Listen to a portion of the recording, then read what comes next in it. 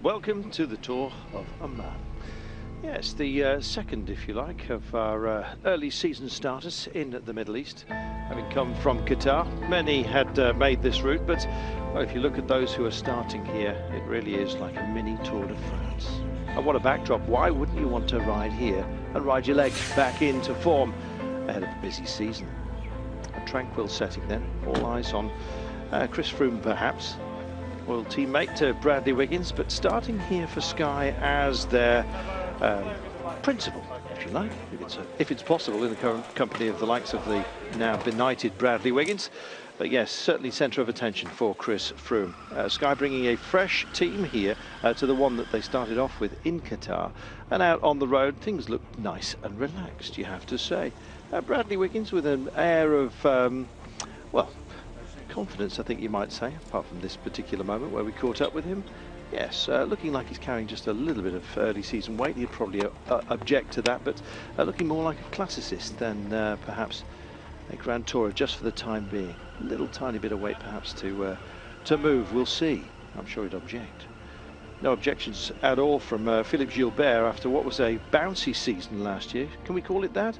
Came good in the end though, didn't it, with the World Champions jersey. Former World Champion Cadel Evans also here, opening his account, deciding that yes, a decent break was what he needed, hoping that his health issues from last year are now a thing of the past. So BMC, quality in abundance, I think you might say. Taylor Phinney also making it over from Qatar.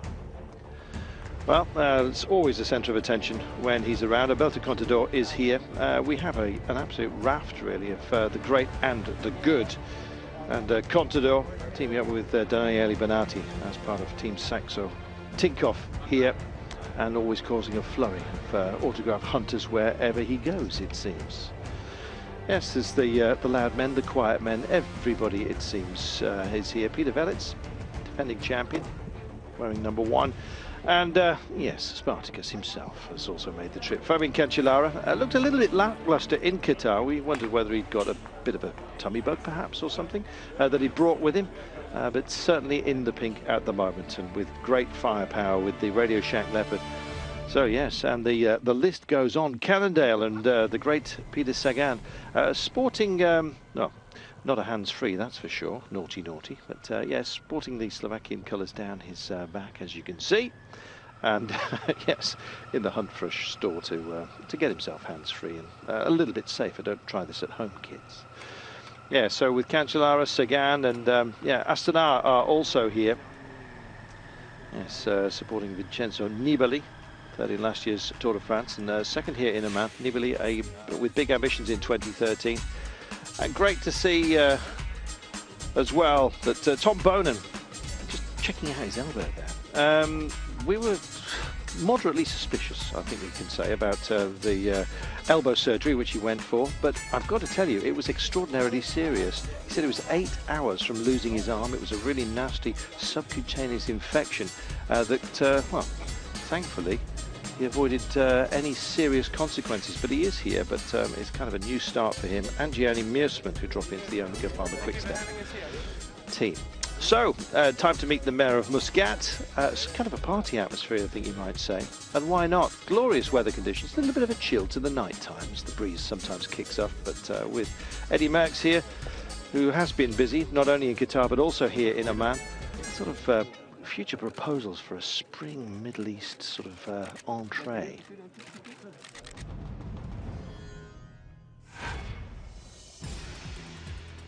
Fourth Tour of Oman then. The opening stage looks like this. It's one for the sprinters today. Stage 2, with the classicists in mind perhaps, gets a little bit more lumpy with 2 proper climbs along the way. Stage 3, it's for the quick and strong, slightly lumpy, maybe Sagan. Then the decider, many say, stage 4 with the uphill finish to the Green Mountain at Jabal al-Akhdar. And then it's lumpy loops of stage 5, 144 kilometers there, and to finish off, it's another one for the sprinters at Matra Corniche. So as you can see, it's a proper mix, and as a result, a great test And as a result, we've got some great riders here as well. It is a beautiful part of the world. If you've never been to Oman, try and visit. It's absolutely stunning. Well, this Sultanate has a huge drama inland. Unlike Qatar, Oman has its mountains. And where you have mountains, you have rain. And where you have rain, you have greenery. And yes, so a gorgeous theatre, as they also have stick-ons. I prefer pin-ons, but anyway, let's talk to the defending champion. I don't want to say anything in front before this race, because you know, there is a lot of good guys here on the start, and it's still quite early in the season. Also last year it came kind of a little bit of surprise for me, also this victory, so it would be really nice to have again that surprise, so we will see how the whole race goes. Well, one thing that isn't a surprise is that the cameras absolutely love Bradley Wiggins. A different start to the season then. I've never done it before, and obviously we normally go to Tour of Algarve at this time of year, and there was some doubt as to whether the race would be on. So, you know, back in November we did the program, we decided Oman, and it's becoming a bigger race. A lot, you know, it's quite mountainous as well in places. So, you know, a lot of the guys are coming here as preparation, guaranteed good weather. So, it seemed like the natural thing to do. The Giro, his focus, no doubt about that of Chris Froome. He's the leader for the Tour de France, making the most of the good weather. Yeah, fantastic. Good week of racing ahead of us, a hard week of racing. Seems like the road's always got some pretty steep little gradients around. The weather seems perfect for February, given that most of Europe is under snow at the moment, so it's good to be out here. One Tour de France winner in waiting to one who did it, Alberto Contador. Yes, looking his usual anonymous self as he rides by, but yeah, it's the best place to start the season. He says the weather is much better and than we have in Europe, especially in Paris. And I'm happy to be here, and we'll wait to see how the sensations shape up and how the team is going. And yeah, I'm basically just looking forward to enjoying the race. Well, it's about getting back on the bike. Cadel Evans opening his account after a bit of a break, but that may well serve him extremely well. And as you can see, handshakes and the shooting of the breeze. Somebody must have shot it because it dropped significantly for stage one. The great Eddie Merckx, he says it's great when you see the best riders here with the last three winners of the Tour de France. It's a beautiful course, and I think every rider wants a good start to the season. His words about the Tour de France. So there we are, stage one, 162 kilometers. Ubus University is where we're heading today. So a bright start. The wind not expected to play much of a part. Fancy using the scissors when you've got a gorgeous dagger like that. Number one in the local hit parade. I'm sure you can download it. Underway then.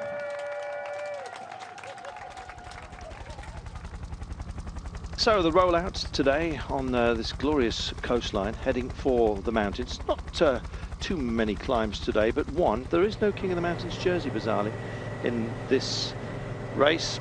The leader's jersey is red.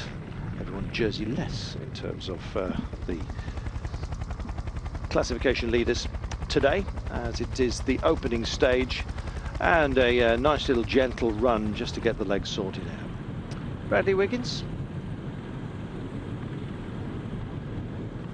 looking comfortable. It's not exactly his normal sparky self, but then again, it is early season. The Damianat Islands. Goodness knows. This country was indeed the backdrop for the filming of Lawrence of Arabia. So if you like that film, you'll like Oman. Glorious, so close to the equator that you can actually go snorkeling here. You don't need to bring an aqualung because there's not much tide, and as a result, the coral reefs stay close to the surface. So plenty of entertainment in the sea and indeed on the road. 162 kilometers to go, and not long I'll be bound before somebody has a go here. Yes, with such a quality lineup, if you're going to shine brightly, then you're going to have to do it reasonably early on. A lot of conversation, out front, and well, here we go. I can tell you early on it was Robbie Traxel from Champion Systems that decided to go for it, and he dragged along Koi Uchima. Nobody else that minded to go with them. Quick check under the arm by Uchima, 24 years of age, 7th in Okinawa, and had some good stage results in Korea and indeed Indonesia, and a stage win in the Tour of Thailand. So he's got some legs. He's only 24, but 31-year-old Robbie Traxel of Champion Systems, Kern Brussels Kern, belonging to him in 2010.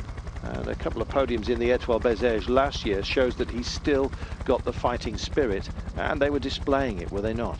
Up the road they went, and the first KOM.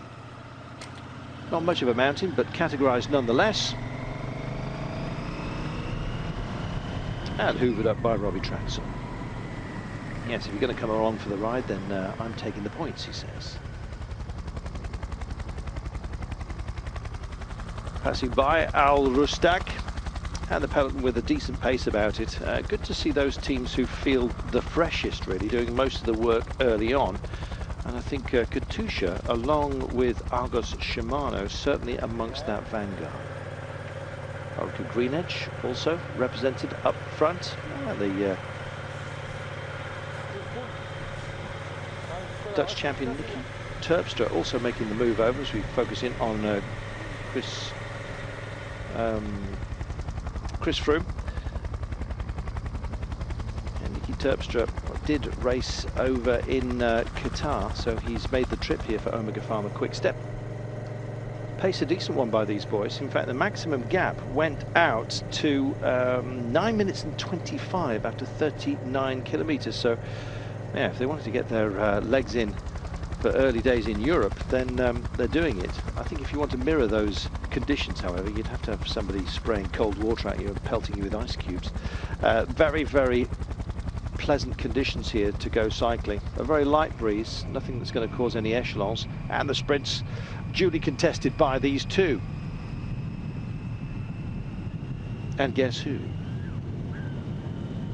Bobby Traxel getting himself notoriety for being a bit greedy, at least amongst those two. So good mix up front, but Sky staying in touch where they need to be. And Bradley Wiggins wearing number 18, incidentally. Just looking at Vasil Kirienko doing a proper job for them. And so it kind of spanned through nicely. And as you can hear, you can almost hear the wheels on the road here. One of the characteristics of racing out in the sort of desert areas of the world is the sheer silence and tranquility. Nothing like that up front. And Argos Shimano did so well, don't forget, in the women's race in Qatar, taking the title there with Kirsten Wild. Not getting as much as they would have liked out of the men's race there, and so in determined mood, I think you might say, here in Oman. See how they go, setting their stall out early and the pace high, and as a result the peloton being absolutely stretched here. Not breaking down though, but the last thing you need to be is at the back of a peloton when it's this long. And Bardini Veloci CSF Inox, they're sort of slightly different green to Cannondale, making themselves felt here, putting something in. And the second sprint, and this time I think Uchima's probably learnt his lesson. Yes, Bobby Traxel taking this one uncontested. There are bonus seconds up for grabs, by the way. 3, 2 and 1 as you come through the sprints. The opening sprint, it was Rollin from Francis de Jure that rolled through to take that. And coming through here at the back of this, Colbrelli from Bardini was the man who just got to the nose. We'll take ourselves a break. They just passed some of the camel grass here. Do they really eat that stuff? It's very spiky. While they roll on, we will take ourselves a break as you feast your eyes on these glorious mountains.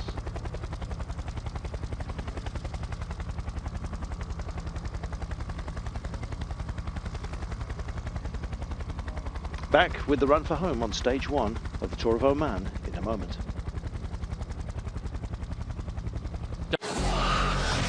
Take a ride.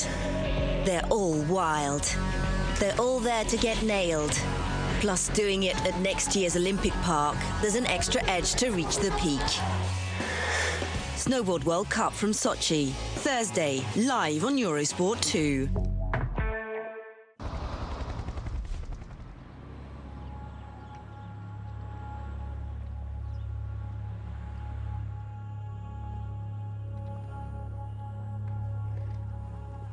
My name is Mohammed Al-Mamri. I'm one of youth Omani artists, and I'm 31 years. My styles ranging from realistic to calligraphy to a little bit of impressionism to realistic.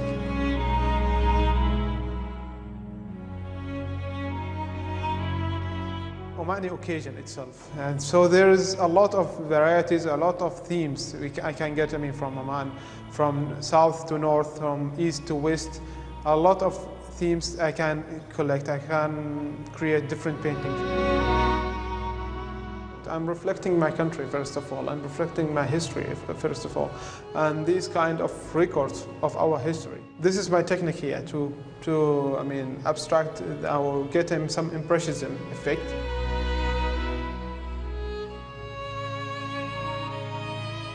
Why do I paint? I have the joy and the pleasure of paintings. I have my time, I have my personal insight.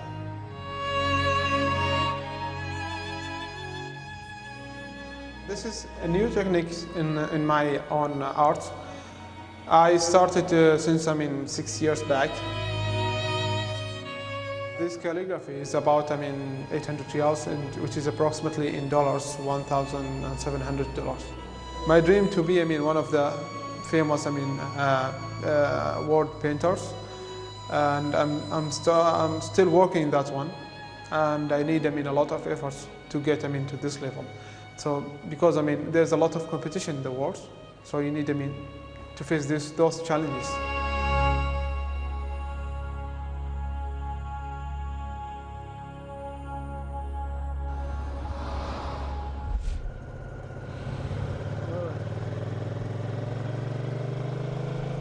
27 kilometres to go then, 1 minute and 1 second the gap, tumbling all the way down from that maximum of 9 minutes and 25. And Uchima deciding to do one last blast for the Japanese national jersey here. The national team, incidentally, he's not the champion, although he was runner-up in the under-23s a few years ago. So he goes off, and Bobby Traxel, who's done enough on the day to get the Combativity Award, just dropping back into the main pack. So Uchima doing it for Japan. Not long at all, and as you can see, before the bunch catch up, as you can see, they've all come back together. The speed just knocked back a little bit. Job done. They've found the boys who are up front, and Team Sexo Tinkoff with thoughts of Daniele Benatti perhaps for the quick one at the end. Alberto Contador later on, and Bradley Wiggins just relaying his way back to his team down the safe side of the road here. Looking unstressed, I think, Bradley. His aim this year is, of course, the Giro d'Italia. Froome will be the principal for the Tour de France. You see the rainbow stripes there on the back of Philippe Gilbert. As we said, it was a mixed season last for him, but it came very, very good at the end. And Uchima, absolutely doomed in the end. So we go. Still trying to get to grips with his knighthood. Yes, just pacing them up at the moment. It is about Froome here. He is sort of settling himself in as principal. It'd be interesting to see how he fares with such a great raft of personalities within the Sky team. Hard to push yourself forward, but he has got every capability of doing so, and he proved last year, of course, in the Tour de France. He's got the legs as well. And the centenary edition, well, it would be marvellous if we got another British winner. Yes, apparently the parkour absolutely suits him. Bradley Wiggins' collection of jerseys goes on. He'll be going for pink in the Giro. 15 kilometres to go then, all together. And just look at the ambition being displayed here. Beppu, always a good pacer for Orica, out front. And Alberto Contador bedded in rather nicely. Team NetApp Enduro and Russell Downing, watch out for him, incidentally, in this one. Paul Voss is their leader from Germany, but Zach Dempster as well. They've got a quality outfit. have Team Neta Endura. I Am Cycling as well, who animated a few days in Qatar. They've also made the trip over here. So it's not just about the big names, the more familiar ones perhaps that you might be looking for. We've got some real strong performers here. 14 of Bardini as well can go well. Just homing in on the back of Cadel Evans. Taylor Finney has made the trip, let's not forget, from Qatar as well. Cadel opening his account here. Brent Buchwalter also making the trip, or staying in the Middle East, I should say. Run up in Qatar, wore that golden jersey there with aplomb. It's a red leader's jersey, we remind you, right here. So open highways, setting themselves up for the inevitable sprint finish right now. And a good pace being displayed by Stamschneider, the Dutchman for Argos Shimano. Sky always seem to stay safe and pick the road to perfection, just knowing the route in. And what about that route today for the opening stage? Well, there's a big turn, a right-hander just before the Flamme Rouge, and then it's arrow straight to the line. Tom Bonan, great to see him back. A lot of speculation as to how serious his elbow injury was, his elbow infection in fact. Required surgery. Apparently it was only a few millimeters. The doctor said 8 hours away from the bone, and had that infection reached the bone, he would have lost his arm. That's how serious it was. Goodness gracious, it doesn't bear thinking about. Well, it's great to see Tom here, and indeed Cadel, one of my favourites. Looking nice and relaxed, refreshed, had his health issues last year, let's not forget. Absolutely back to his best, we hope. It'd be great to see him doing well, and Peter Sagan wearing the Slovak stripes down his Cannondale jersey there. Elliot Viviani, the man that they'll be thinking of today perhaps, but Sagan is a huge powerhouse. Do just about anything, and a lot of people talking about this as perhaps the Sagan era. That's how much everyone thinks of him and his abilities. Only a matter of time before those Grand Tours start tumbling his way, they think. We'll see. 5k to go then, speed up. It's that proper entree speed now as we head towards the grand finale of the day. The wind didn't blow them apart, and as a result, maybe plenty of fresh legs here today as well. Francis Dejeune and Nasser Bouhanni, the man there thinking about, he's been going extremely well very early on. It's good to see some of these teams that seem to have prepped superbly for this. There's Shop from IAM, they had their troubles in the team time trial. No time trial, incidentally, in this Tour of Oman. The team time trial I'm talking about from Qatar. A couple of them got lost on the wrong side of the highway. It wasn't good. But here, yes, it's just straight racing all the way. Indeed, all the way to home after what will be the Queen stage, if you like, the Green Mountain. I suppose we should call it the Sultans. Oh, we've got a tumble here. We've got a few riders on the road, 1, 2 for sure. A couple else have affected, and Bradley Wiggins' rhythm completely disturbed here. He didn't go down, he rides on here. Well, it's all been caught on camera. Big check over his shoulder, and clearly just does not want to deliver today the extra effort required to get back on at this pace. Well, we'll see what the commissaire's decision is about that, but we're seeing 4 on now adversely affected by that incident, plus Bradley Wiggins. They take this big turn here, and the pace and the Flamme Rouge have arrived here.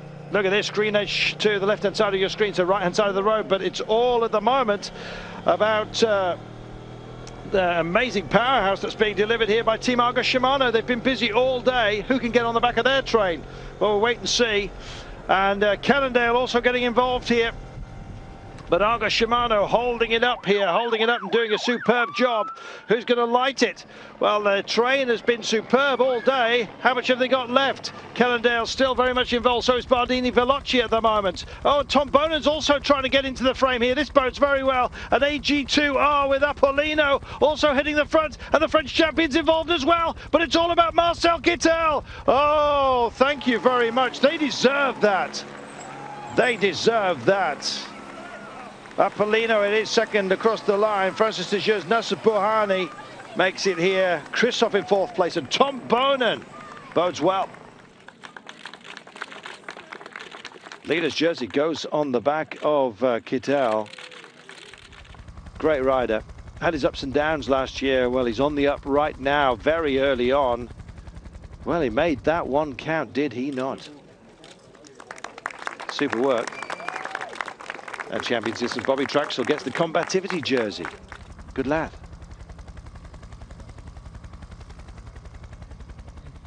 It's a relief to get finally now the first win of the year for myself and for the team.